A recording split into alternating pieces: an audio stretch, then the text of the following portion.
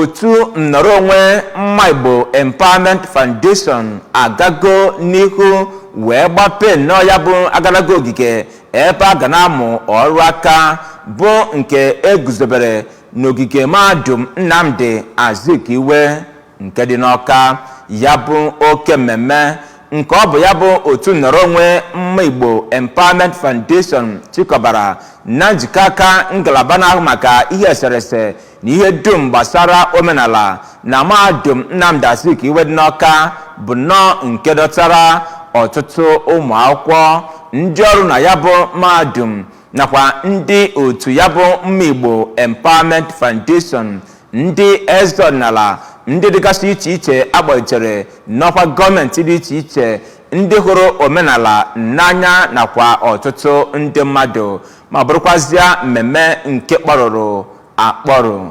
Ka Queen Anigbo kọrọ gị etu mmemme ahụ si wee gaa.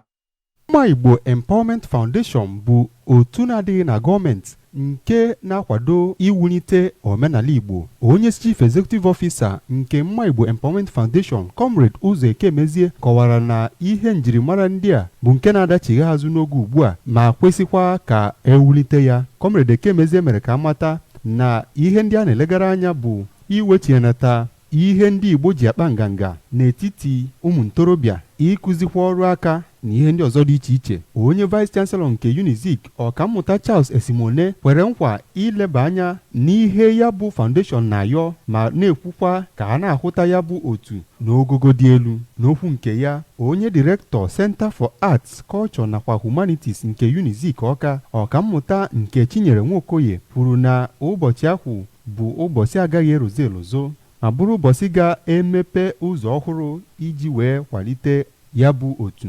Onye kọmishọna ahụ maka omenala, njem nakwa ihe nlegharị anya, Maazị Don Onyenji, kwuru na mbọ gọọmenti steeti a na-agba n'ịkwalite omenala Igbo bụ iwube ebe gbasara omenala na ebe dị iche iche n'ime steeti a.